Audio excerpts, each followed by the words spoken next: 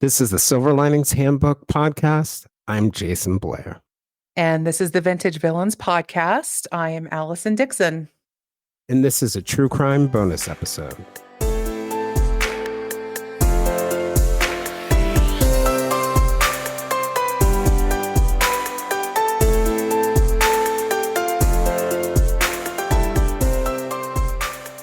It was a warm Monday night at Camp Scott, a Girl Scout sleepaway camp on roughly 410 acres in northeastern Oklahoma. It was a place where people said at the time there'd been many years of joyful memories since the Magic Empire Council of the Girl Scouts opened it in 1928. The camp had been chopped out of the wilderness and was said to be a checkerboard, permanent wooden tent floors set well off the ground. 8-year-old Laura Lee Farmer, 9-year-old Michelle Heather Gousset, and 10-year-old Doris Denise Milner, who went by Denise, were among 140 Girl Scouts who arrived at Camp Scott, which was located 2 miles from the town of Locust Grove, Oklahoma. They arrived on Sunday, June 12. The girls were drawn from a 6-county area that included Tulsa, Mays, Rogers, Payne, Creek, and Osage counties, with most of the girls coming from the Tulsa metropolitan area. They were scheduled to stay for 2 weeks at the camp, which hosted both Girl Scouts, Brownies, and non-members. The girls were anywhere from the 2nd grade to high school, and each summer enjoyed things like boating, hiking, camping, and fishing. Michelle, Denise, and Lori went to sleep in tent number 8. The next morning, a camp counselor got up early to begin to prepare for the day by having a shower and saw a body in a sleeping bag around 150 yards, more than a football field's length, from tent number 8. It turned out to be the body of Denise Milner. It was on top of 2 other sleeping bags that contained the bodies of Lori and Michelle. The story would ultimately tear this Oklahoma community apart, pitting the families of victims and the prosecutors against the Native community and others in the community that appeared to distrust them. It would raise questions about tunnel vision, forensic science, and the use of circumstantial evidence to weave together a story. It would involve stereotypes and racism toward Natives that still persist today. We will also discuss the long history of vigilante justice against Natives, including lynchings. In fact, in Oklahoma, there were more Natives lynched than anywhere else in the United States. And we'll come back to that in a second. And since then, in many ways, local communities, not just Natives, but whites, blacks too, distrusted the way that law enforcement handled cases against Natives, just as the Los Angeles Police Department had developed a reputation for corruption that went beyond the way they handled cases with blacks, but especially with blacks. Tulsa, keep in mind, was also the home to the 1918 Tulsa Race Massacre. If anything I've learned, those types of wounds don't heal easily. And as views on race change, the distrust spreads beyond the most affected racial minority. It was supposed to be 2 weeks of swimming, hiking, singing, and bonding for the Girl Scouts attending Camp Scott that June in Mays County, Oklahoma, which had been hosting summer camps for the organization over the last 50 years. That long tradition would come to a horrific end when 3 of those Girl Scouts were found early one morning, brutally slain on a trail not far from their shared tent. The case preyed on many of the fears present in America during this time, would ignite the largest manhunt in Oklahoma history, and stoke racial tensions between whites and Natives who make up a large portion of the state's population. It would also demonstrate the potential limitations of DNA testing to fully pinpoint a suspect. So before we get started, I want to give credit to Jessica Cash of Just the Facts True Crime Research for her considerable help in conducting research for this episode. Some of the sources that we rely on are the books Tent Number 8 by, Gloyd McCoy. Gloyd McCoy. Someone Cry the Children by Dick and Mike Wilkerson, who investigated the case. Shattered Justice by J.D. Morrison, and Camp Scott Murders by Sue Kelly. Also, we relied on the True Crime Garage podcast series on the case, the 2022 Hulu Keepers of the Ashes documentary. And another great set of great resources were newspapers like the Oklahoman in Oklahoma City. Also, in 2017, the Tulsa World spent about a year producing a 6-part narrative on, what still remains the most infamous cold case and the largest investigation in the history of Oklahoma. And there's also, I don't want to go without mention, there is an active and thriving Facebook group called the Girl Scout Murders Cold Case Research. And hopefully some of its members who were invited are in the chat right now, so they can correct us on everything we get wrong. They probably know this case and its players better than anyone. And there is, as you will find, lots of conflicting information out there. In the reporting, there was conflicting information in the pretrial and the trial. So we're just going to do our best and, correct ourselves along the way.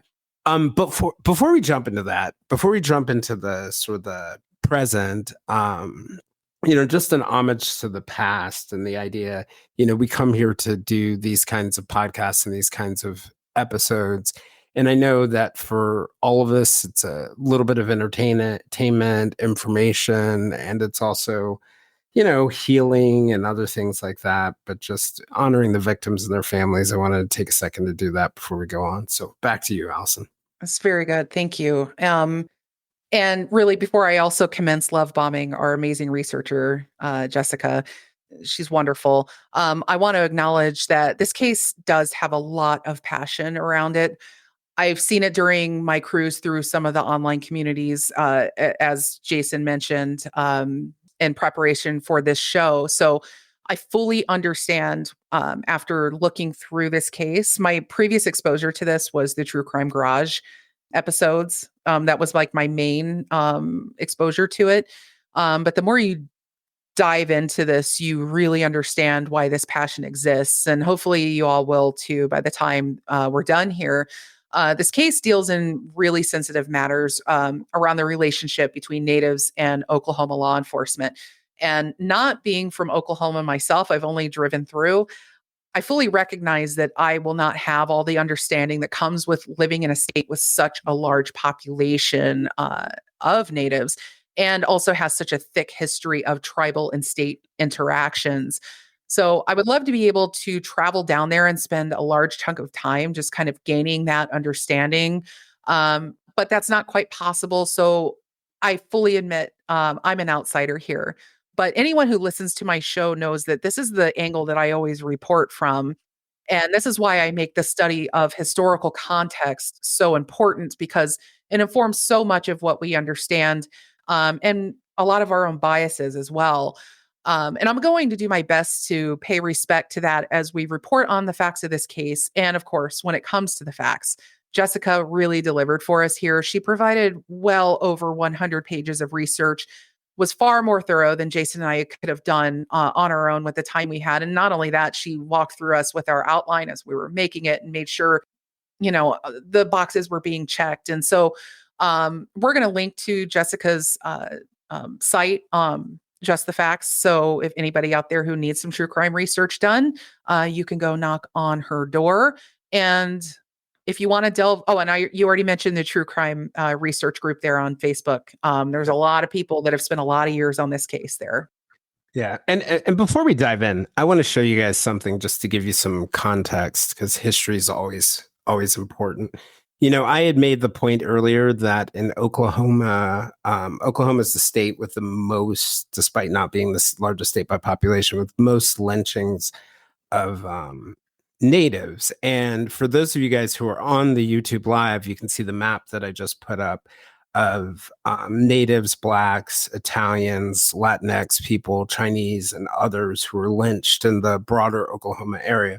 And you can see as you get near Tulsa and Oklahoma City, you get, there's a very large cluster of orange dots, which are blacks, but sprinkled, not even sprinkled, heavily sprinkled all over are the pink dots, which are natives. Nowhere else in the country do you see this. So it's just something to think about in context that we're dealing with an environment where there was a long history of racial violence against Blacks and against Natives. So I just wanted to throw that out there before we dove into the timeline. It's all about that historical context, you know? Yeah.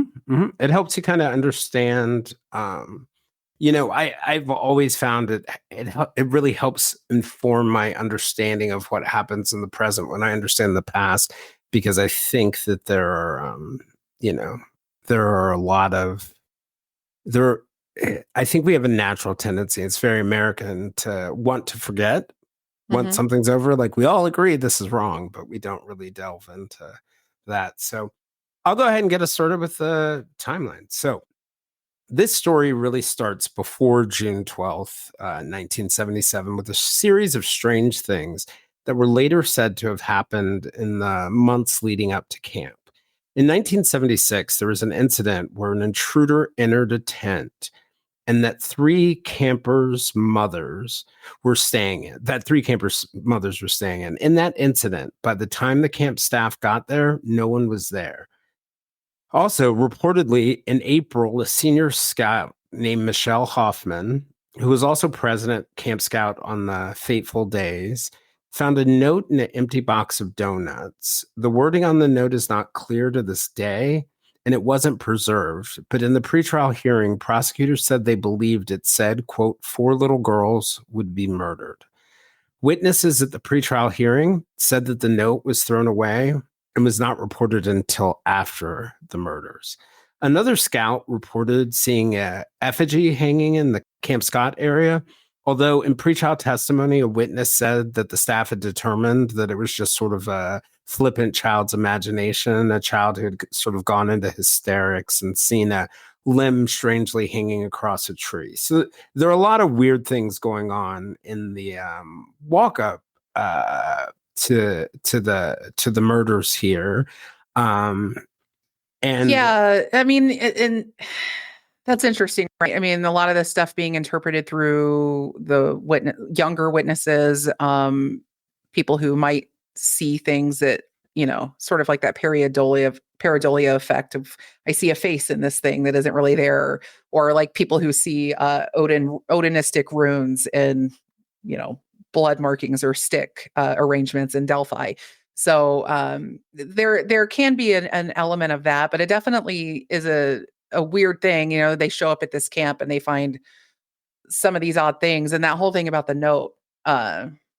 I find that interesting because they were saying like, oh, somebody was just playing a prank, but kids like to do that. They do invent sort of their own scary folklore. I mean, look at Slender Man, for instance, or all kinds of ghost stories and things. So there's some element of truth to or believability in some of that, but that the kids just kind of made it up to scare each other. But I don't know. What do you think about that?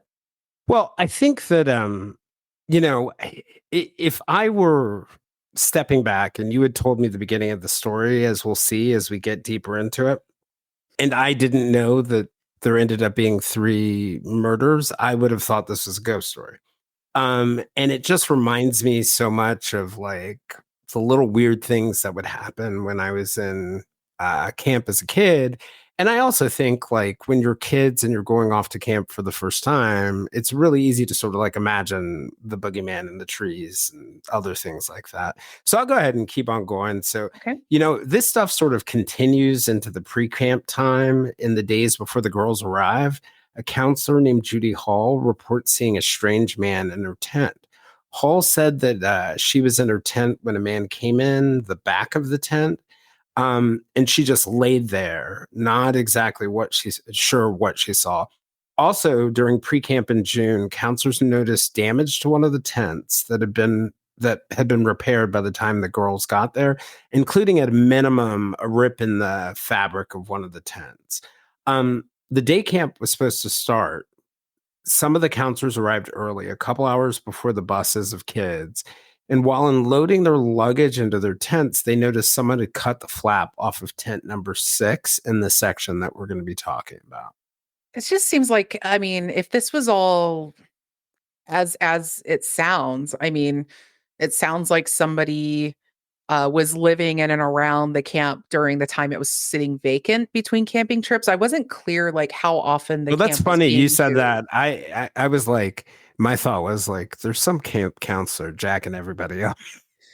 I mean, honestly, it's very possible. I mean, it's because I don't know if a transient type individual would be out there because it's kind of out in the middle of nowhere.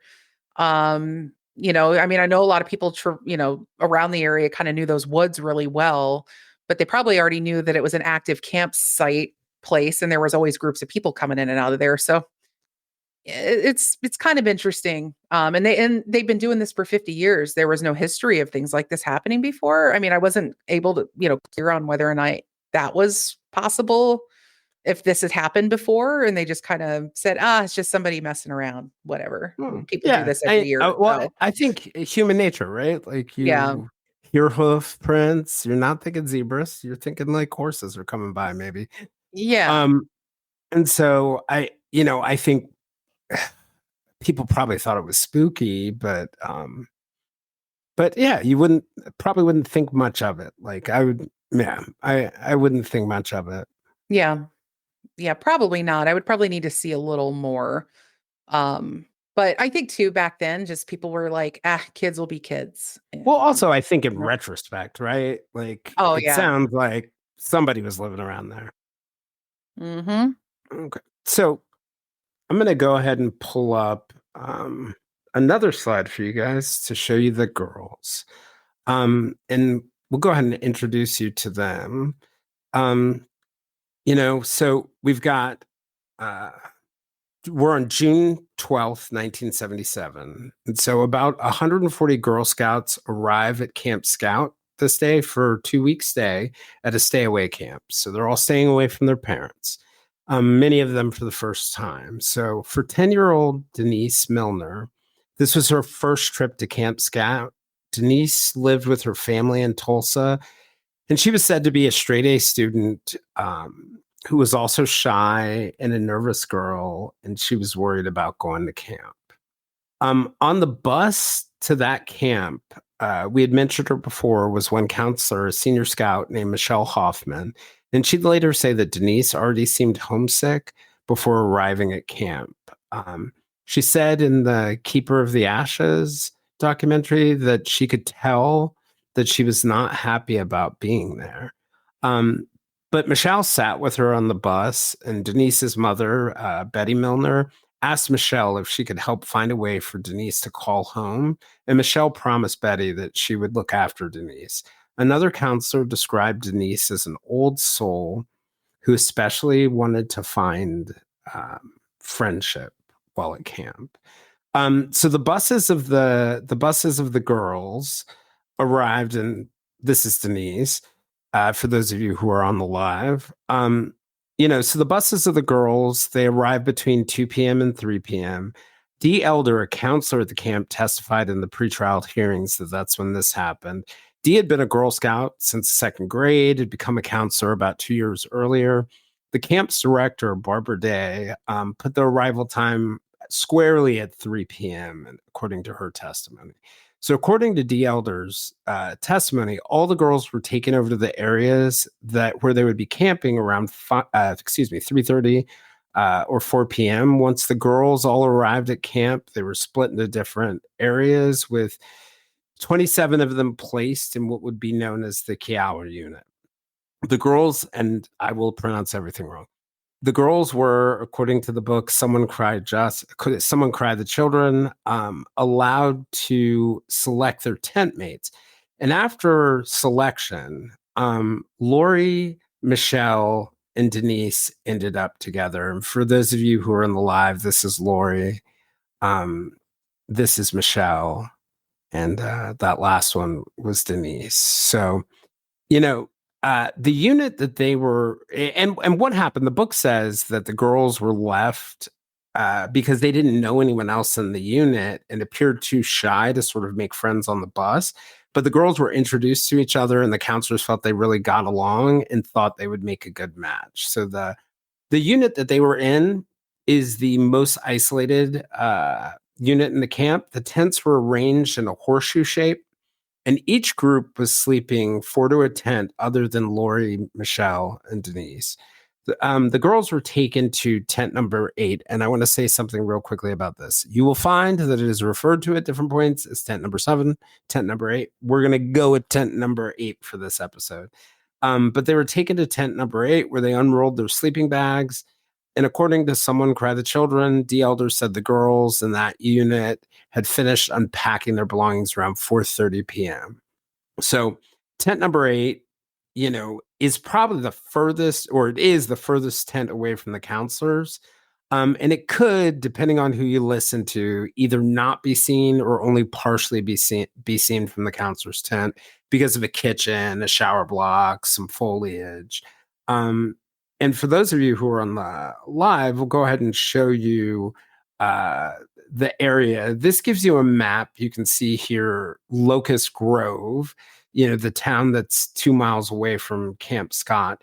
But this is the Cookie Trail, which leads the road that leads into Camp Scott. And you can see the red spot there is the unit that the girls are all in. And you can see how, if we go in a little bit closer, you can see how it's truly, out of all the units, the most isolated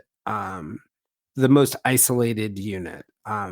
Yeah. Isolation is kind of hard to measure because it all depends on the circumstances and what you're looking at, but it's fairly isolated compared to the other ones. And you can see some of the other units that are near it are going to become important parts of the story.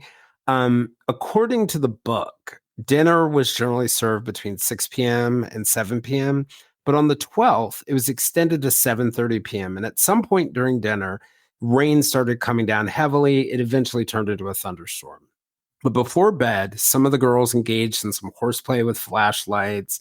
According to one of them, 10-year-old Amy Sullivan, another first-time camper, at about 8 p.m., the counselors held a camp meeting with the girls in the kitchen, conducted a head count, and concluded that all the girls were present. At that time, they realized that there was a bit of a mix-up, that a girl who was supposed to be in the unit in the area that they were in was placed in the Comanche unit, which you can see on the map is due south, through the trees due south of that one. And due to the thunderstorm, the day's planned activities were canceled and the girls went back to their tents. So they were really just going from dinner to their tents, a little bit of horseplay, very normal camp day stuff. But by bedtime, Amy said that the campers couldn't see or hear anything. It was so And, dark. Yeah. yeah. And that night, though, Denise, Michelle, and Lori sat up writing letters with a flashlight to their families. And the letter to her parents, Denise wrote, "Dear Mom, I don't like camp. It's awful. The first day it rained. I have 3 new friends, Glenda, Lori, and Michelle. Michelle and Lori are my roommates. Mom, I don't want to stay at camp for 2 weeks.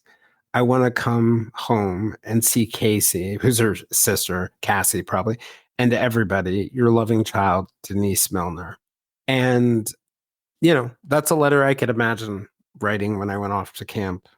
Especially the first night. I mean, I didn't do summer camp traditionally. I did do like band camp, and I think I probably did some church overnights or go away kind of things, maybe a couple times. But when you're that age, it's for me as a kid, like I almost got held back in kindergarten because I was terrified to be away from my mom for too long. I would cry every time I went to class. But I mean, I was like 4. But even at 8, I think I was still afraid to sort of be away from home overnight, at least, for the first couple nights. And so imagining being in the woods, and these are thick woods, by the way, it's dense foliage and things are spaced out quite a bit. If you watch the Keeper of the Ashes documentary, you can see a lot of footage of this camp from the archives of, when this happened. So I can imagine, especially with the darkness and the unfamiliar surroundings and the unfamiliar people. Yeah, I mean, I could see why Denise is, she was already kind of an old soul and a little shy. I could see why she really wanted to go home. My parents sent me away every summer, and as soon as I had kids, I began to understand why. Um, So 8-year-old Lori Falmer also wrote a letter to her mom, dad, and siblings describing meeting two new friends. It said, "Dear Mommy and Daddy, and Misty and Jolie and Chad and Kaylee, uh, we're just getting ready to go to bed. It's 7:45. We're at the beginning of the storm and having a lot of fun. I met two new friends, Goose egg? Gousset and I got it. Michelle Gousset and Denise Milner. I'm sharing a tent with them. It started raining on the way back from dinner. We're sleeping on cots. I couldn't wait to write. We're all writing letters now because there's hardly anything else to do. With love." Lori also wrote a similar letter to her aunt. The letters never made it in the mail. Now, I want to provide another bit of cultural framing here because you're already hearing this lead up. We're in this setup of a lot of innocent people, children, arriving to prepare for a summer camp and immediately finding signs of things that are amiss. And it might be reminding you of a certain horror movie franchise featuring a guy in a hockey mask who kills a bunch of teenagers at Camp Crystal Lake. And to be clear, the Girl Scout murders happened in 1977, and they were adjudicated the following year, or in 1979. So a year and a half later. Friday the 13th, though, was released soon after this in 1980. And its popularity brought in a glut of similar summer camp slasher films very soon after, like Madman, The Burning, and Sleepaway Camp. Many have suspected that this case in particular is what inspired the creation of that genre, but the writer of the original Friday the 13th film, Victor Miller, he was quoted as saying that he'd never heard of the Oklahoma Girl Scout murders before writing his screenplay, and that he was trying to depict a secluded setting where young people would realistically find themselves. So that would, of course, be a summer camp. And I'm willing to believe this. And when you see the maps, of course, and the pictures of this place and how this camp was laid out, it's very easy to see how art can accidentally imitate life. Actually, So I have a bit of a theory about that. I yeah, think writer's imagination and killer's imagination are not that different. yeah, You look for the opportunity to write the scary story. The criminal looks for the opportunity to harm someone. It all comes from the same place. So yeah. what I'm saying here, guys, is don't be friends with writers. I can vouch for that. All right. So one of the things that I'd say about that to that point, I do think that's totally plausible, but I think it hasn't even gotten as scary as it starts to get yet. Hmm. Right. Because you can see on this map, if you take a look at this map, you can see where the camp's located. You can see some areas around that. You can see what look like some trails and creeks, and we'll come back to those at some point. But at some point between 10 p.m. and 10:30 p.m., Dee, the counselor and the unit leader, said she went to each tent in her group and told all the girls to go to sleep. And supposedly at that point, it was finally silent. But this was the beginning of another set of concerning issues. The front gate of the entire camp was locked at 10:45 p.m. Not long after, the three unit counselors fell asleep. Job well done. Everybody's safe and sound, or so they thought. An unnamed counselor from the Comanche unit, the unit just north of theirs, later reported seeing a dim light behind a tree as she walked back to her unit to use the bathroom. The counselor is also reported to have pointed her flashlight in that direction because she knew there wasn't supposed to be any light coming from that area. She turned her light off and waited. A few minutes later, she saw the dim light return and she pointed her flashlight at it again in the woods, and the mystery light went off. She turned her flashlight off again, dim light returned, but this time she became really uneasy and even fearful. And after a few minutes, switched her flashlight back on and ran back to the safety of her fellow counselors at the Comanche Oh, unit. every time I read about this or see it, and like when they mention it in the documentary, chills. I've been camping a lot, and going to the bathroom when you're camping, you go to that little bathroom unit, and getting back to your tent from there is just when you're young. I mean, for me anyway, prone to anxiety. Uh, yeah, I could put myself so easily in that moment, and I can absolutely feel her fear and unease. Yeah, and from camp, I remember even the counselors, we always at night would go in pairs. Everything Yeah. would be in pairs. It would be in, yeah, groups and pairs. But part of why that may not have happened here is they had walkie-talkies, the counselors did. Oh, Although we'll find out later that the walkie-talkies were not exactly working the way they were supposed to. So at some point in the, I'm pronounced this definitely wrong, in the KR unit, there were sounds of screaming scouts running through the darkness. Counselors ran over to see what had happened, and one frightened child explained that she was walking from her tent to the bathroom and someone had grabbed her by the raincoat. Other girls told counselors that night that someone or something was stalking around their tents. One camper said that on her way back to the tent, she had dropped her towel, and when she bent over to pick it up, her flashlight beam hit the legs of a man wearing khaki pants. this is building honestly terror right now. Yeah, right. And Ugh. so the counselors, they search the area and they find nothing. Then there's this incident near the Kiowa tent, number 5. Carla, one of the counselors, Carla Wilhite, a counselor, was woken up around 1:30 a.m. by girls giggling in tent number 5. She yelled at the girls, telling them to go to sleep. And as she was shining her light on their tent, Dee Elder, the other counselor, woke up. As they were sitting awake in their cots, Dee and Carla heard a noise that caused each of them, they said, to give each other a questioning look. They described it as a low, guttural moan. And I want everybody to remember those words, low, guttural moan. They both said they got up to go outside and they both walked toward tent number 5, where it seemed like the sound was coming from. Carla suggested Dee walk toward the moaning sound to see if it was an animal while she checked on tent number 5. However, Carla changed her mind, as I probably would have too, and decided to investigate the noise herself before checking in on the scouts. The terrible sound continued as she walked toward the road that led to the unit. When she reached the road, she pointed her flashlight in the direction of the sound. When the light beam hit the trees, the moaning stopped.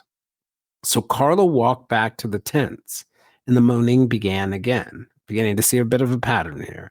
She turned around and she stopped. So Carla walked back to the tent with Dee, checked on tent number 5 together. Then they returned to their quarters. As Carla laid down, the moaning began again and continued as she fell asleep. Dee remembered it slightly differently, saying she believed that they were woken by a door slamming that was shut on the bathroom and not by the girls giggling. She also didn't testify to hearing the low guttural moan, but Carla thought the bathroom slamming happened earlier and she heard the moan. So, Can Jason, real quick, could you put the map back up of the tent layout of like the diagram you mean there? in this one? Yeah, yeah. Okay.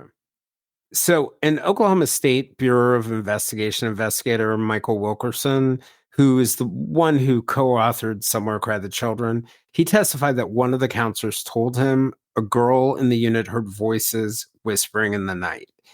So Beverly Huff, an investigator for the district attorney's office, later testified that she'd interviewed all of the girls in the unit, but they said that they had heard nothing. She would also testify that she interviewed Kristen Jones, a Girl Scout, Pow Pow unit, and Kristen told her counselor that she had heard male voices that night about 6 trees back from her tent. Okay, so to me, this is kind of interesting.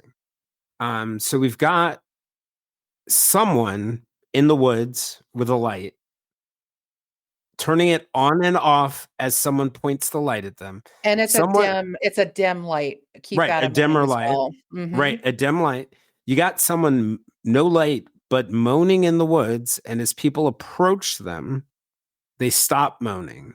And then you have people sort of saying that there were other people stalking around tents. And one of the really easy things to think is that like everybody's imagination is running wild? Or the other piece is this all in retrospect, right? Are people remembering or misremembering things in retrospect? But some of these things were reported that night, which I Hmm. thought was kind of interesting. So it's not all uh, sort of a retrospective in the sense that we have this ability that as humans, when something bad happens, to start to look for the clues and the signs, and sometimes see signs that weren't really there or exaggerate things. But because some of these things involve counselors and they were reported that night, that tends Yeah. to And lend some credence to it for me. also, they did more steps. Like, if it was just like, I was laying there and I heard this moaning, but they didn't do anything, but they just heard it. But the fact that they walked toward it and it responded to their flashlight or their motion and it kept happening, this repeated event to me suggests not so much like a confabulation or whatever you want to call it, where you're sort of um thinking of details in the retrospect in the same. It seems more like an active memory um Yeah, than yeah. anything. Yeah. Yeah. And the fact that some of it was reported to other counselors and the director that night, that lends even more credence to it Hmm. to me. So at approximately 3 a.m., a girl in the Cherokee section of the camp, which is another unit, heard a scream. She said she sprang up from her cot and thought the scream came from the direction of the Kiowa unit, which was roughly about 2 city blocks away. Although I'm not sure what a city block means, because a city block in New York, 2 city blocks might be another planet. In Tulsa, it's a little tighter. And actually, in Tulsa, it's different, because if you head north and south in Tulsa, the blocks are really small. Head east and west, they tend to be fairly large. So I'm not sure what they mean by 2 city blocks. But the girl said she checked her watch and she woke the other girls in her tent. They didn't hear anything, didn't know what to do, so they went back to sleep. Around the same time, a girl in the Quapaw unit, the one closest to Kiawa, heard a girl scream. She thought she heard someone screaming, "Mama, Mama." The odd thing is that all the Kiawa unit tents would be closer to tent number 8 than the unit that this girl was in. So, after hearing nothing else, she went back to bed. Another scout would later report a scream around 3 a.m., both of which would factor later into a civil suit against the Girl Scouts. And another counselor in the Quabai unit, however, thought the scream came from a girl who was sleepwalking and had no recollection of it. And so you're already beginning, in my mind, to see some clues that will play out later, because when you're at camp or when you're at school or as a child, they're operating, they call it in loco parentis. They are Mm, responsible for you like a parent is. So yep. it's not just that they can throw you out and let you go, but so, I think what you'll find in the story, that people are thinking about civil liability probably a lot earlier than you would suspect. Yeah, that was an additional ingredient in this little soup here that I was curious about, going into the research of it, was what happened with the Girl Scout organization, legally, in the sense, because this is their camp. Um, and we'll definitely touch on that a bit more going forward. But the counselor, Carla Wilhite, she woke up to her alarm at 6 a.m., according to her pretrial testimony. And she was going to have a shower when she saw Denise Milner's sleeping bag about 150 yards from tent number 8. And that's a distance. I mean, you think 1.5 football fields in the direction of the Quapaw unit. And she wondered why the girl was sleeping away from her tent, and then noticed it looked like more than one sleeping bag, was lying there. Denise was found on that bag, and it was near the two others, which contained the bodies of Lori and Michelle, though it would be a few minutes before that particular discovery was made. And of course, Jason is putting up some images on the YouTube live of the tree where the 3 sleeping bags were found. And the counselors, Carla, Dee, and Susan, quickly did a head count of the girls. They, raced back and they put their hands on each girl just to make sure they were there. And Carla and Sue began at tent number 2, and Dee began at tent number 8. So it sounds like they were kind of working toward the middle. And you can see on the diagram there the distance between the counselor's tent and the other tents. Things are pretty spaced out here, But Dee, she quickly came running back and said that tent number 8 was empty. And Carla was reported to say that maybe they're asleep, sleep in someone else's tent. I mean, if somebody got scared in the night, maybe they, people move around. If you think about kids at a slumber party, things like that tend to happen as well, But Carla was reported to say that maybe they're asleep in someone else's tent. And so they continued to count. Carla went back to tent number 8 and noticed blood on the floor and on the mattress. The sleeping bags, to answer a viewer question, she was asking where the sleeping bags were found. I believe I would have to scroll. Allison, you haven't learned. You don't indulge them on the live. You answer in the chat. Oh, you're absolutely right. Well, you cut that. But Jessica, no, grab that one. The sleeping bag was discovered 150 yards from tent number 8 in the direction of the Quapaw unit. And thank you, Jennifer, because our editor is going to really thank you for getting that one in. But Dee, she quickly came running back and said the tent number 8 was empty. Carla was reported to say that maybe they're asleep in someone else's tent, so they continued the count. And that's when she found the blood at tent number 8. And Carla then ran to the nurses' quarters, telling Susan and Dee to keep the girls in their tents. Susan instead then went to where Carla found the bodies and screamed as she bent down and touched one of the other lumps in the sleeping bags, and she felt no movement. And according to my recent watch of the Keeper of the Ashes documentary, my own interjection here is the girls that were still in the sleeping bags, Lori and Michelle, they were at the very bottom of the tent, at the very bottom of the sleeping bags, which suggests that the killer had sort of slung the bags over his shoulder, sort of like a gunny sack kind of thing. And so they just kind of weren't easily detected at that point. If you look at, I don't think we have pictures of the actual sleeping bags at the base of the tree, but they are in the documentary, and you can just get a sense of, it just looks like a pile of sleeping bags there. So I don't think they immediately assumed that the girls were inside the sleeping bags, although that was like a point of contention later in the investigation. But Dee then told Susan to return to the tents to ensure the scouts stayed inside, while Dee ran to her car at the staff house and drove to the director's house. And according to the director, she said they had to run and drive because the counselor's walkie-talkies were not working. But the claim in the book, Shattered Justice, that Barbara Day ran the Girl Scouts director, or that she was the Girl Scouts director in Tulsa, ran to the Girl Scouts director in Tulsa before calling the police. However, Barbara testified later that she phoned the highway patrol first and then went to the Girl Scouts director. So there's a little bit of discrepancy there on like who was called first, who was brought in first. Can I tell you a funny story? I got a good story.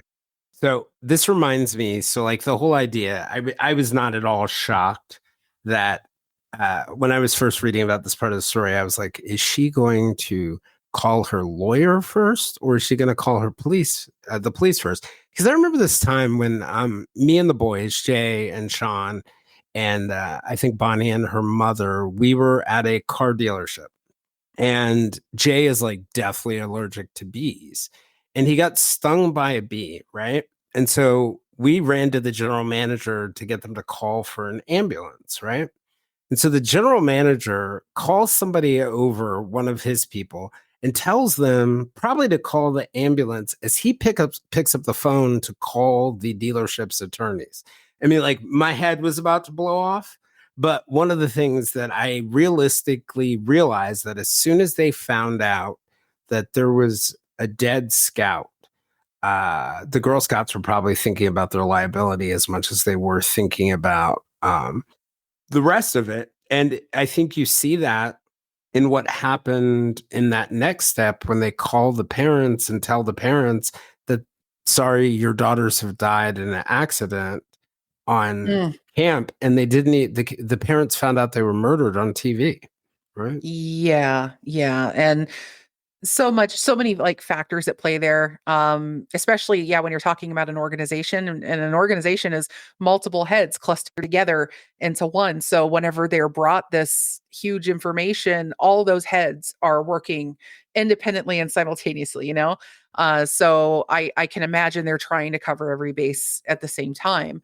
Um, And I but think part of it is people like to believe they know what they would do in certain situations, but oh when their yeah. back is against the wall, very often, even in very sad situations like this, what people do is they think about themselves Uh, and the impact. yeah, or you're thinking about the logistics too, right? I mean, my husband was in a car accident about it was about 8 years ago. And he called me when it happened. So I knew he was alive and he said he was safe. But the first main thing that went in my head was, oh my God, I gotta call Geico and get this ball rolling here. You know what I mean? It wasn't like I wasn't thinking about my husband's safety and well-being. It was like, oh crap, I have to think about my insurance and all that. So it kind of feels like, yeah, we celebrate that things turned out okay, but you have to, there's a lot of things you got to think about at once. And it's not as romantic, it's not romantic or always this like fuzzy, sweet, thing. Yep. And it, yeah. So, but the Girl Scout executive, Bonnie Brewster, called the parents of Lori, Michelle, and Dee and told them their daughters had died during the night in an accident. That was kind of a miscalculation, I think, on their part. They probably shouldn't have described the manner of death if they didn't know it, but they probably just, again, when you're telling somebody news like this that their child is dead, you kind of probably want to have this tendency to fill the void with words to explain something so horrific, right? It was only after turning on the television, though, that the parents heard the word murder uttered, and they were furious with the Girl Scouts. Again, I get it, though. That is not the way you want to find out. But just around 7 a.m., three county sheriff's cars and the local medical examiner was the passenger in one of three ambulances that arrived there close behind the police.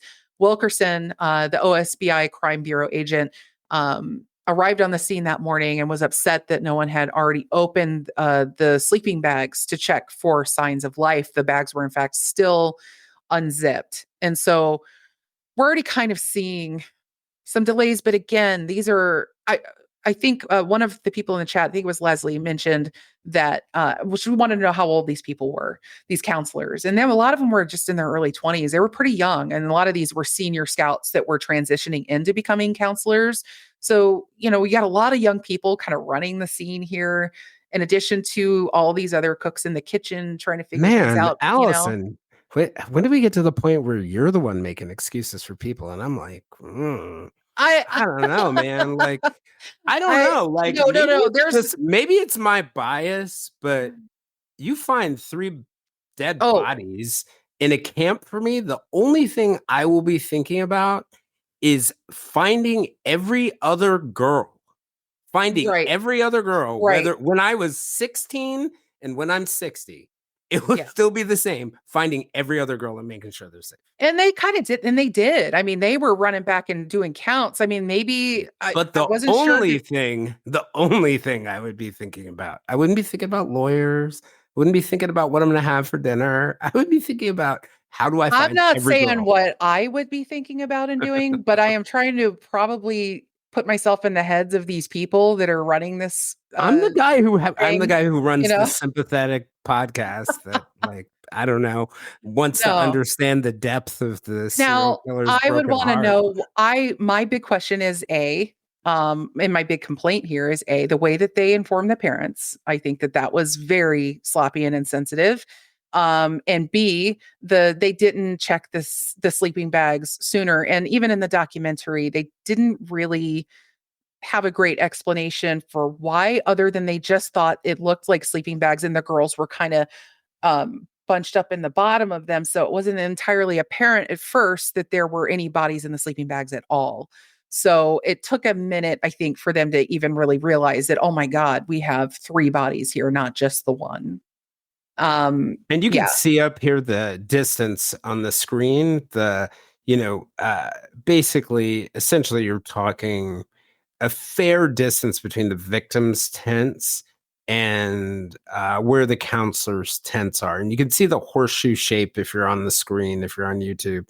You can see the horseshoe shape of the tents, and that the girls' bodies are found far from where their actual tent was. So Quite a bit. Yeah. yep. So what happens is eventually the investigators arrive on the scene. They unhook the remaining flaps of tent number 8, and its cots were said to have been sort of carefully moved outside the tent. The cots belonging to Michelle and Lori were said to be saturated in blood. All 4 of the cots that were there were sprayed with fingerprint powder, and only one print was lifted from a cot, and it couldn't be matched. Technicians began to examine the inside of the tent, including some wood, taking photographs. And as they went, there was blood spray on the inside of the tent walls, which seemed to suggest that at least Michelle and Lori had been struck with some sort of blunt instrument while still in their cots. There was a footprint of a military style boot at the scene, another bloody footprint of a tennis shoe. Investigators had identified that Denise and Michelle both had rope tied around their bodies. The rope on Michelle reached around the back of her body and was tied on both wrists. And her wrists were nearly at the side of her body with a knot on each of them. The rope was tested against rope from buildings at Camp Scott and found to be inconsistent. Denise's body had black duct tape around her chest, over her clothes, and around her wrists. She also had rope over her wrists, tied behind her body, with one hand overlapping the other. The medical examiner described it as a 3-strand spiral cord attached to the front of her pajama top that was also taped on with black tape. There's also a piece of terry cloth like material across and under her chin that was connected by some other cloth material similar to that of like an ace bandage or something like that that touched on her neck. Lori didn't have any ligatures or tape on her body. And so one of the things that also happened that we don't really address is there does become, as the investigators are coming in, a mad rush to get the other girls out of camp and back to Tulsa and other spots like this. And for those of you here, here's an image. You can see that the news media had already caught wind. And this is an image of the family members picking up their kids as the buses arrived in Tulsa. And the one in the middle they were getting the kids out in buses, cars, and anything that they could to get the kids out of there. And I also wanted to mention in the Keeper of the Ashes documentary, as they were describing what the status or the state that the camp was in between when the bodies were discovered and the police had arrived, and before they started taking the kids out of the camp, they were doing everything they could. This was according to, I think, Dee Elder, one of the counselors who was interviewed, to keep the kids distracted because they didn't really want to scare them or let them know. They knew something was up, but they didn't know the details. And she described the sound of the camp as police were arriving and they got out of their cars and they could hear the Girl Scouts singing and they could hear their voices through the woods because they had taken them on a hike to try to distract them and get them sort of away from everything. And they were singing songs. And so it was this very sad dichotomy of this awful event that had happened and this innocent kind of beautiful sound of singing children in these woods. And that just kind of hit me as I was watching it too. Yeah. And, I mentioned Lori didn't have any ligature tape on her body, but she was also deceased. Yeah. On the evening of June 13th, so we're talking about the next day, at about 9:45 p.m., three officers took a report from a man nearby on a ranch who said that the night before there had been a burglary there. And there was also a footprint of a military style boot left at the scene. That man, Jack Schroff, said he had been burgled repeatedly and not reported it because normally it was only food and small items that were stolen. And then a few days later, on June 16th, two squirrel hunters named Willis Ray Thompson and his brother in law, John Colvin, discovered a cave about 3 miles from Camp Scott. And at least three caves were eventually found. And for those of you guys who are here, you can see the map of the caves above, and you can see on the right side of the screen that's Camp Scott. And you imagine vertically the Cookie Trail runs, and those are the three caves that they had found nearby. And you can see also on that map where the ranch fits between what they call Cave 1 to the south, and then Cave 3 and Cave 2 to the north. So Thompson and Colvin, the squirrel hunters, said they had found two empty red bread sacks full of flour under some rocks at the entrance to the cave that they had found. They also found newspapers at the scene, and someone had used newspapers to wipe themselves after defecating. The newspaper was later found to bear the same date as newspaper found in a flashlight, and the date was April 17th, 1977. So Thompson and Colvin took the flour to Camp Scott and spoke with some law enforcement who were still there. And that led the law enforcement back to the cave. They also said they found two wadded up wedding photographs in a cave that authorities later linked to a man named Gary Leroy Hart. They had found a records clerk at the Granite State Reformatory. It's also called penitentiary in some places, who had said Hart had assisted him in the development process, which in theory meant he could have taken copies for himself.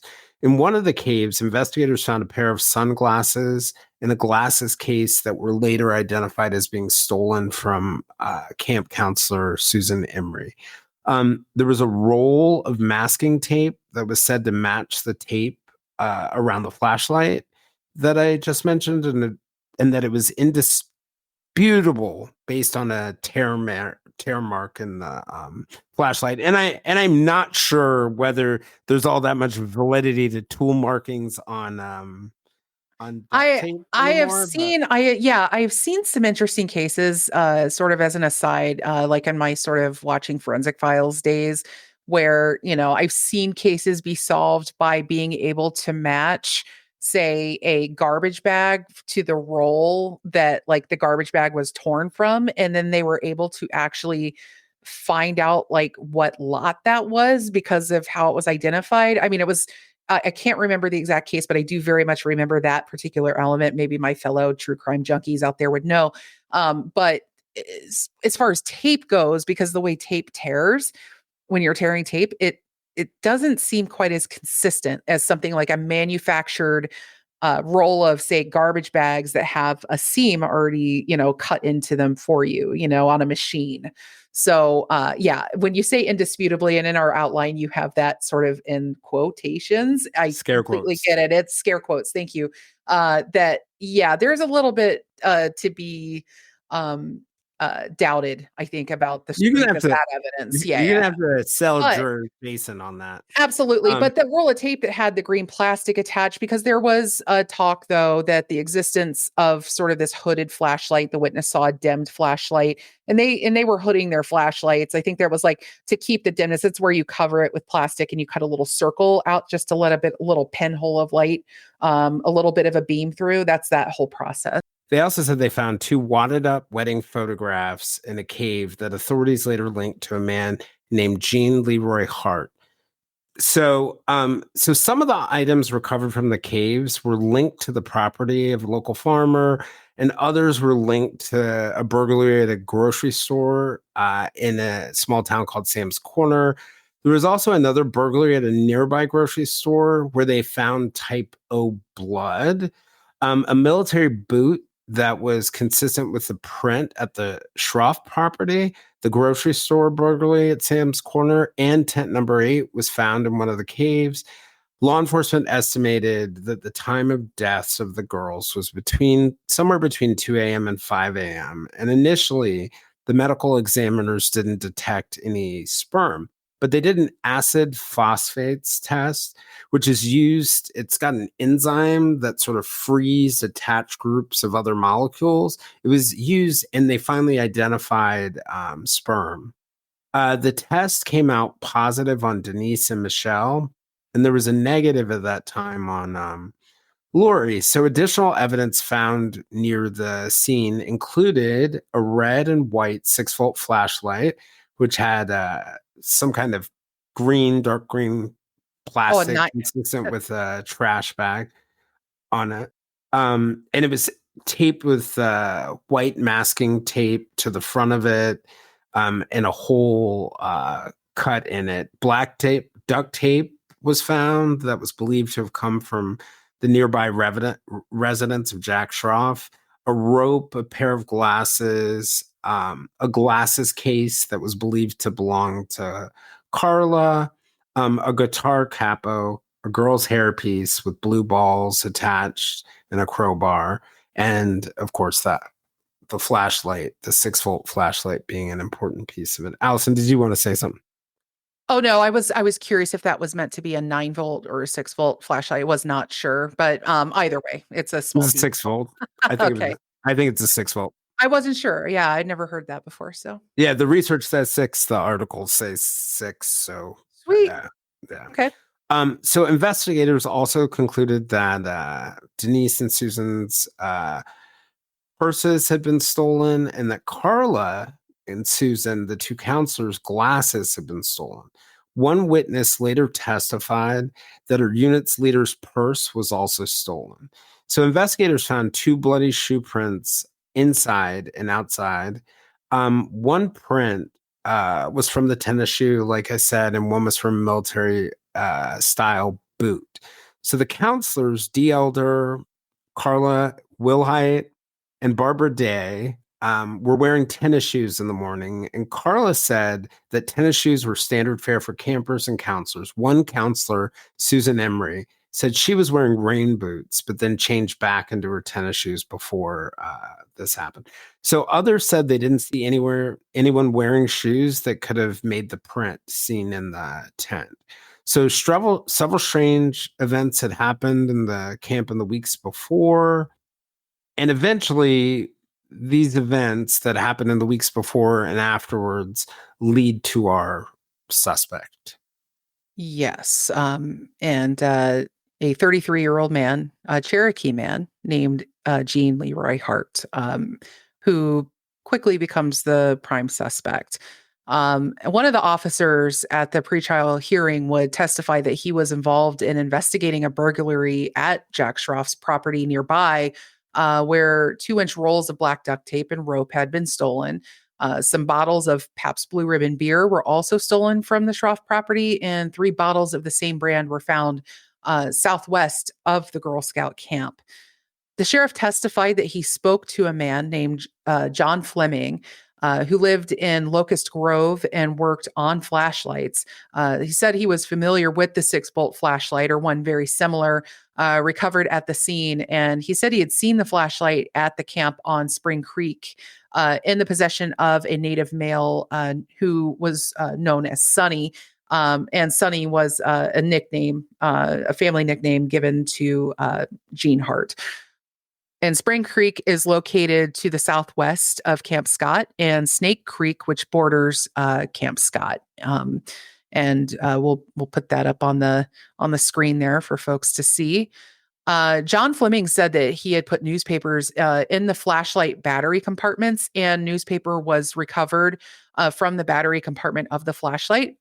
I'm not really sure why newspapers put in the battery compartments. Maybe to hold the batteries in place. Maybe they kind of jiggle loose or whatever.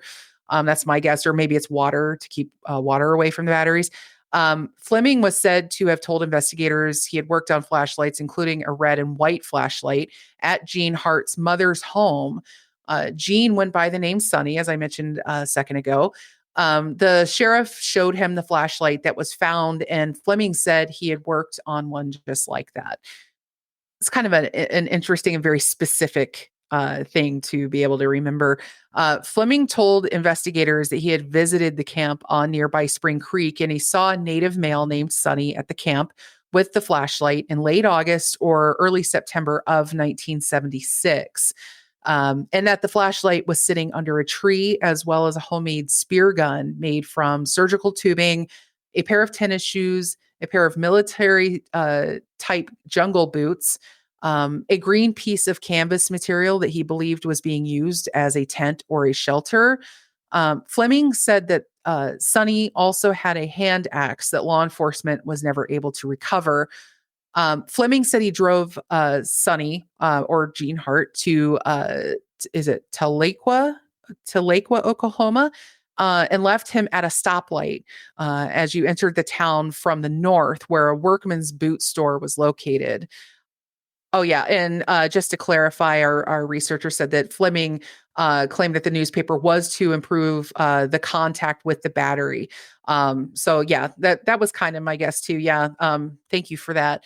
Fleming said, yeah, he drove Sonny to Tahlequah, Oklahoma, and left him at a stoplight as you entered the town from the north, where Workman's Boot Store was located. Investigators testified that they believed that the wounds would have matched the axe that disappeared. And Jason has a note here, and I agree with it. We're not sure how the science behind that works. I mean, I guess you could kind of get an idea of sort of the size of the wound depending on what the axe.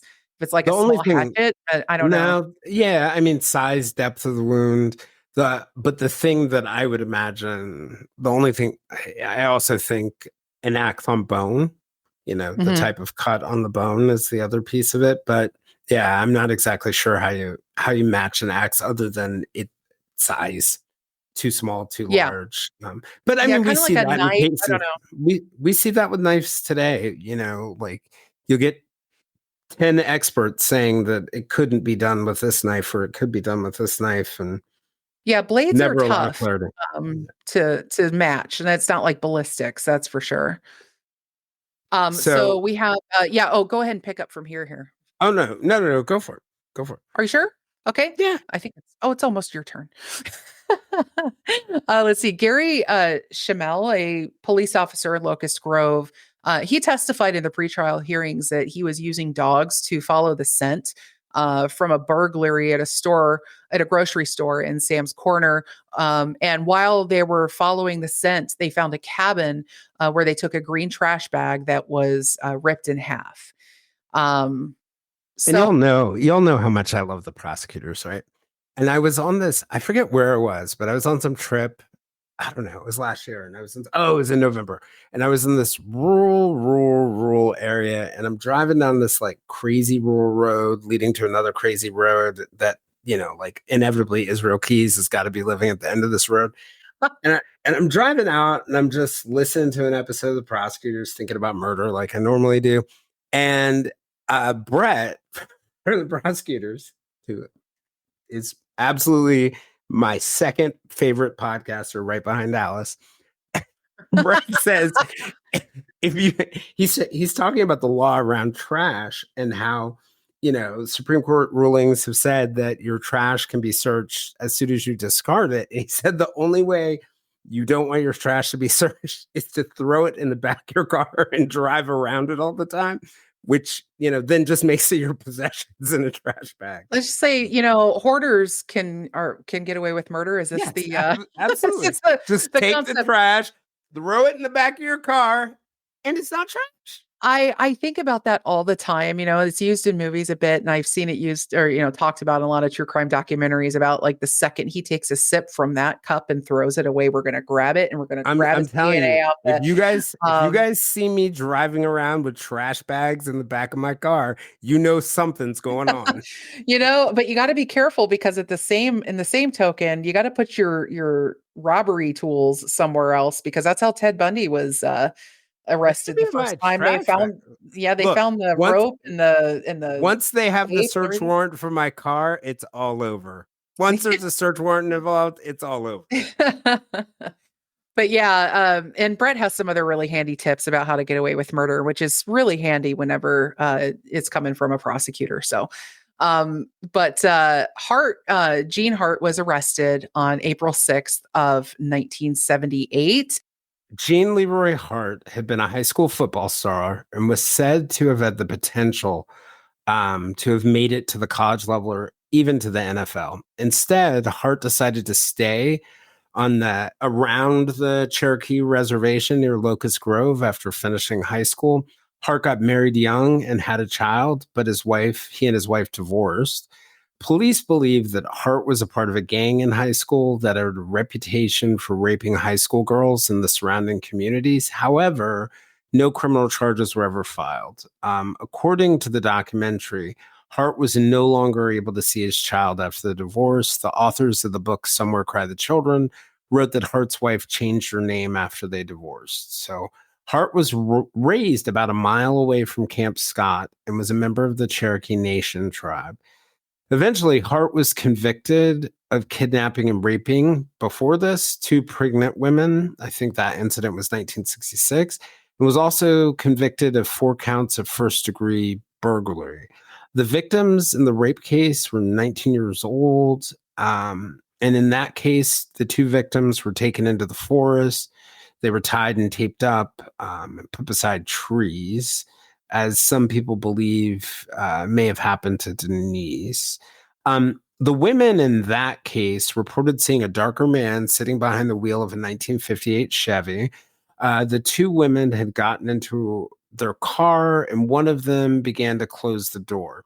She saw the darker man get out of the car. Moments later, that man had opened the door of the car and he said, "I think I'll go with you." One of the girls, thinking the man was drunk, pushed him and yelled, "You've got to be kidding." As she tried to close the door, the man produced a small nickel-plated revolver and said, quote, "I said I'm going with you." He told one of the women, quote, "You go back to the bar and wait 15 minutes. If you don't, I'll kill this one," pointing to the other girl. As the women became upset and cried, the man changed his mind and told them to both stay there. He took the keys to the car and forced both women into the back seat of the car. They described the man as tall, athletically built, and about 20 years old. Eventually, the man ordered them out of the car and forced them into the trunk of his Chevy, so that moving from their car to the trunk of his Chevy. So before the man could close the trunk, a man and woman walked around the side of a building near the parking lot. The man quickly grabbed one of the women, so the assailant, by the hair and shoved her into the trunk and closed the trunk lid as much as he could. The women reported hearing the couple laughing as they walked to their car and remembered hearing that car's engine start and the couple pull away. Eventually, the man fully slammed the trunk. And they were both pregnant, yes? That We is, well, so yes, there are some reports that say they're both pregnant. There's some reports that say one was pregnant. Okay. Just yeah, I wasn't sure about that. Okay.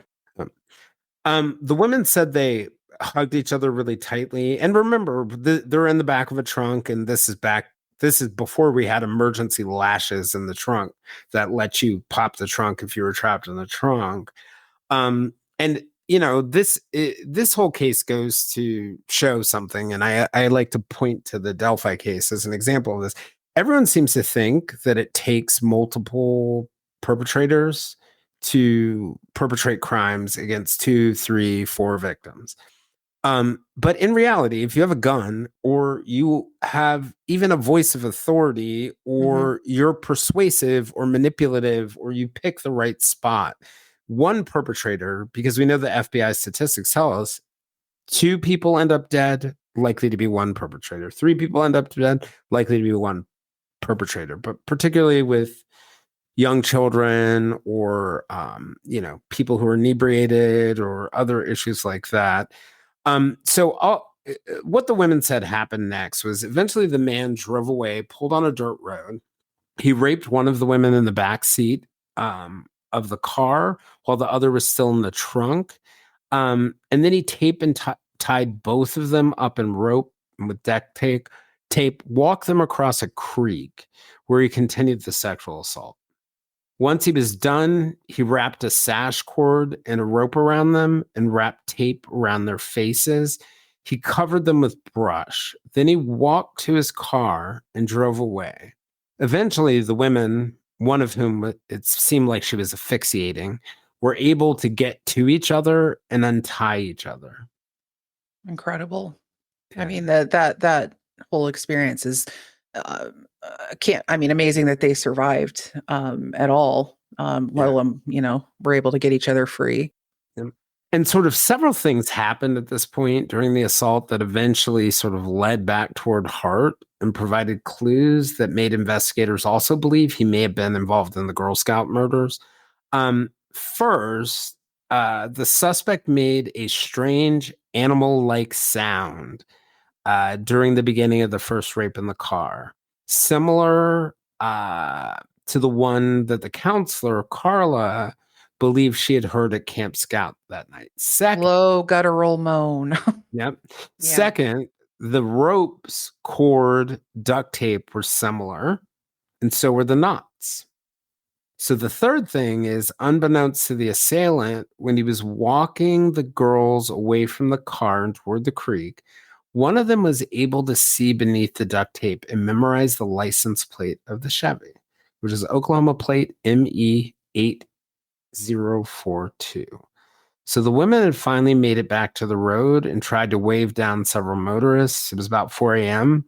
Several passed without stopping. Finally, a driver passed and actually drove them to the home of a local highway patrolman. And law enforcement was able to trace the plate back to Hart. And when they interviewed him, he said it was consensual sex. Eventually, Hart pled guilty on October 14th, 1966. He was sentenced to 3 10-year terms for kidnapping and 1 charge of first-degree rape.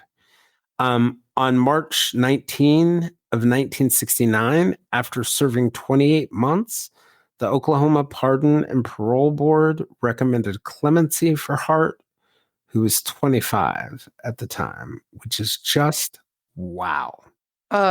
Incredible. So here's what happened at the hearing that I found kind of interesting. So Hart recounted the whole 1996 crime, and he admitted that he had assaulted one of the women, denied assaulting the other, but he denied that either of the victims were kidnapped. And he told the board that the publicity and evidence brought out at the trial was only partially true. So he admitted to the crime of assaulting one of them, but seemed to argue that they had come along with him willingly. Hmm. Um, I don't know if that, an attempt to reduce or get rid of the kidnapping, but I mean, mhm. kidnapping kind of comes into play the second you Well, start raping somebody, right? I mean, true, you're but he wasn't refusing to let them actually. leave.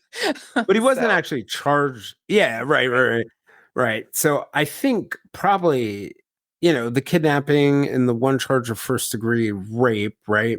So for yeah. some reason that we don't exactly know, they decided to only charge him with 1 count of rape instead of Yeah. both women. Don't know why, even though both of them say it was there. But I suppose minimizing the kidnapping, like there's no way you're going to get away with minimizing the rape, but minimizing the kidnapping was the only avenue he had.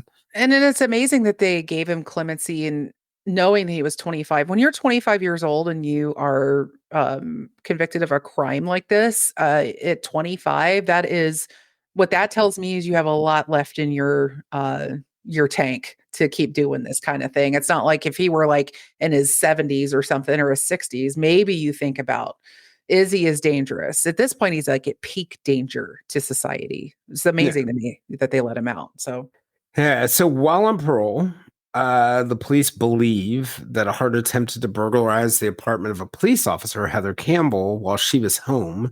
Her apartment was 1 mile from Hart's mother's house. Once Heather's door opened, she told the figure to step outside and close the door. Instead, the person entered the apartment. So Heather grabbed her pistol, brought it to eye level, cocked the hammer, and the figure who had entered the apartment froze. The suspect was able to escape, but Heather called the police dispatcher and officers quickly arrived. As Heather briefed the officers, they all heard the sound of a jiggling doorknob coming from the apartment directly above them. The officers confronted the man outside and arrested him without any resistance.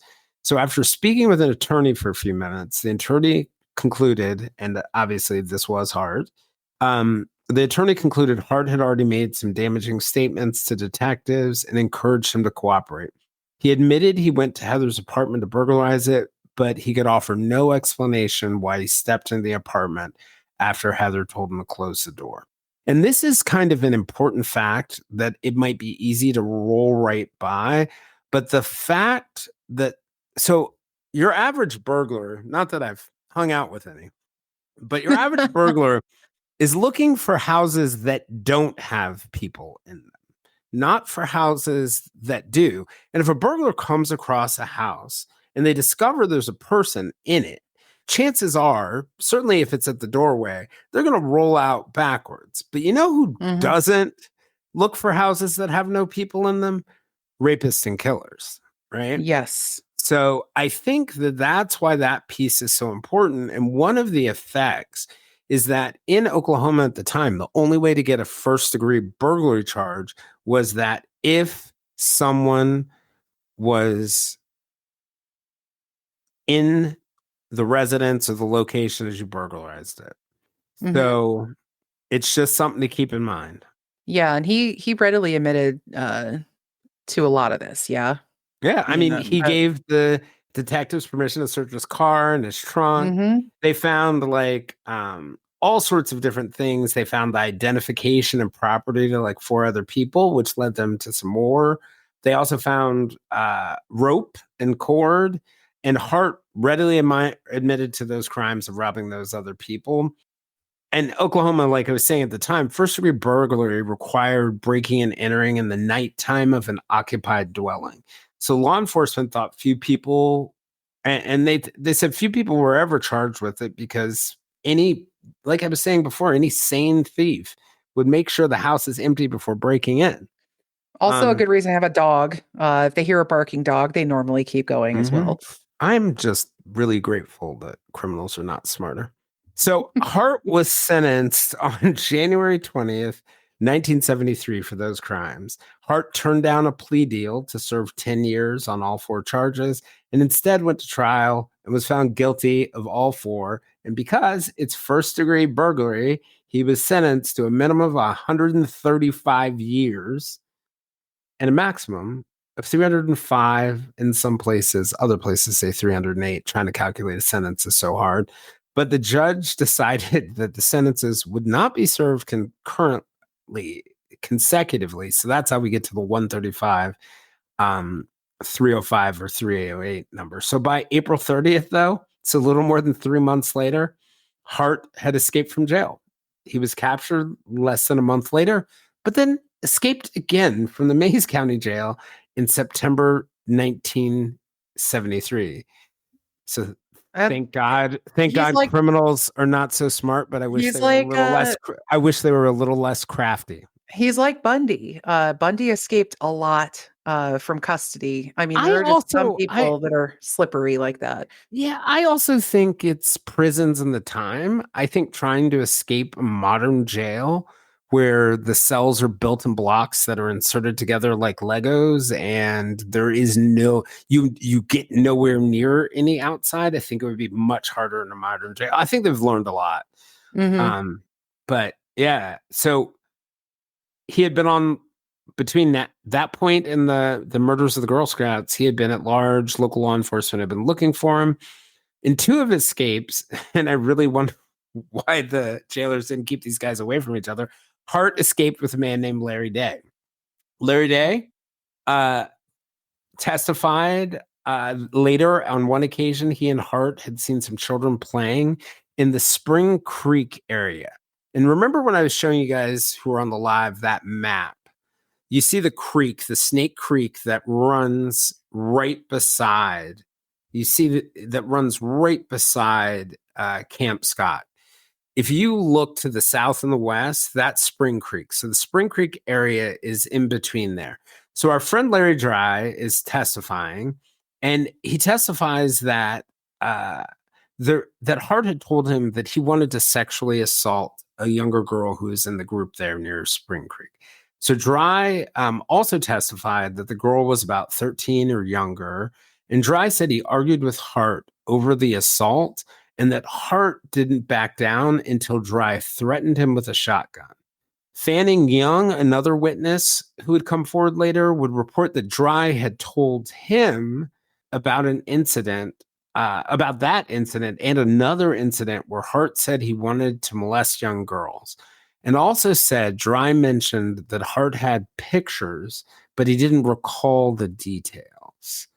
Hmm.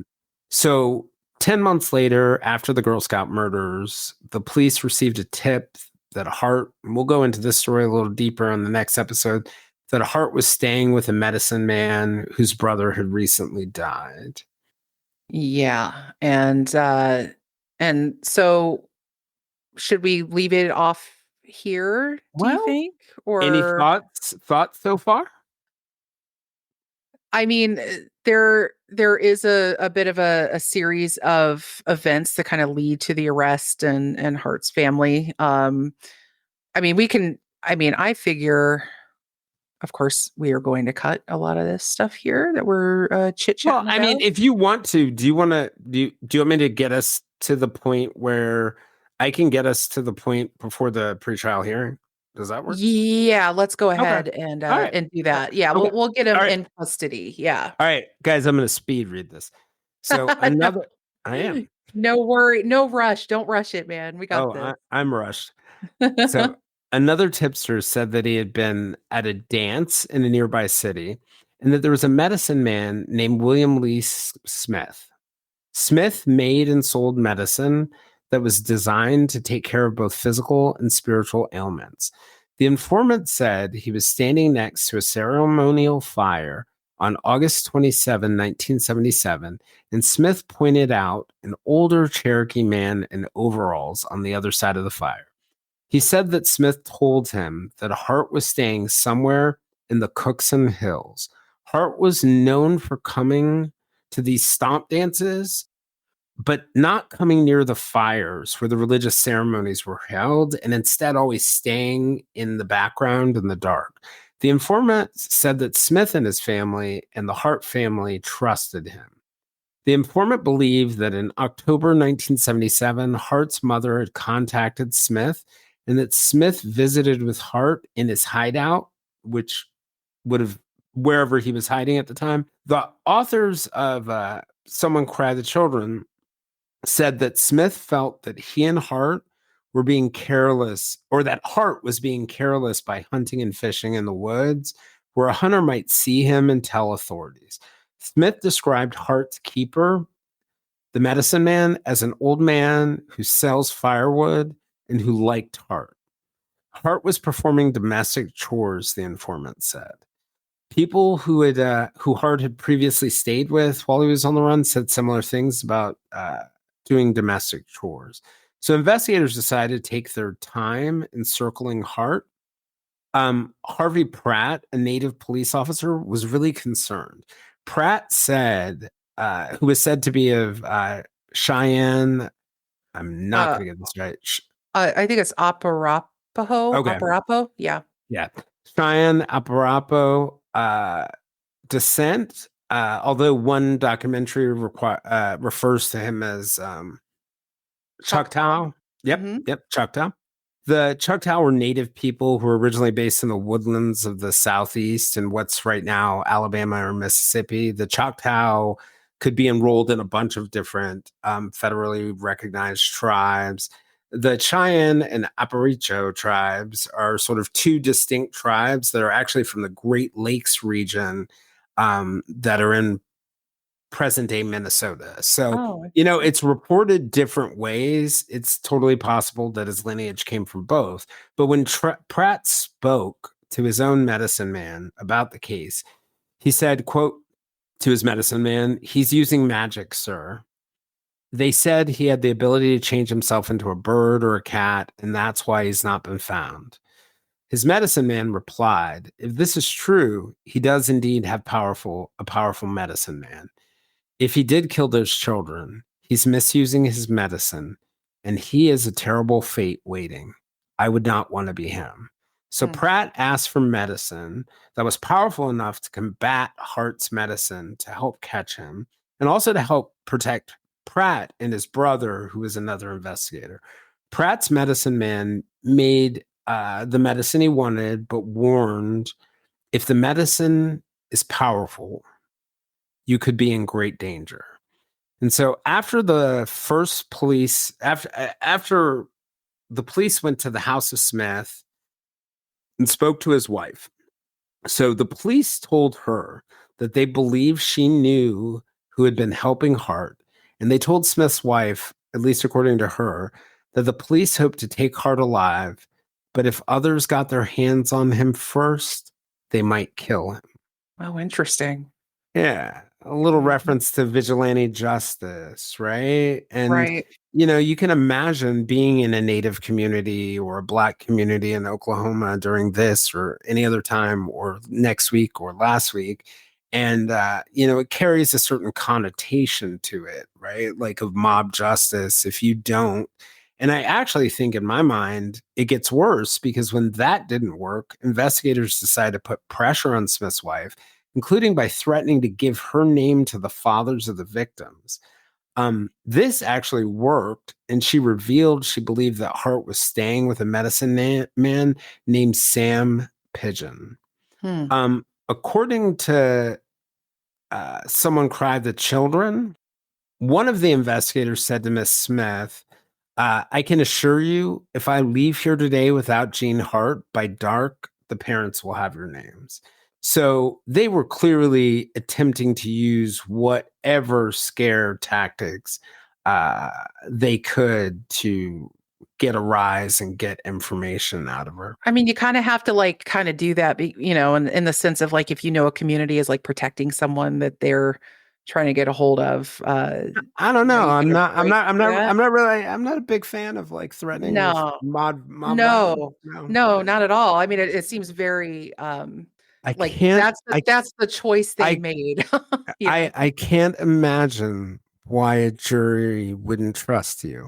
Yeah. I mean, this is very much a strong arming Hmm. situation Hmm. here, without a Yeah, doubt. and I mean, you have to. Police have the ability to do all sorts of things, but you have to recognize, and you can see this in LA too, that every time you make threats like that to scare someone, you're losing a juror. You know what I mean? You're losing a citizen who's going to make a 911 call or report that the guy that you're looking for is down the street.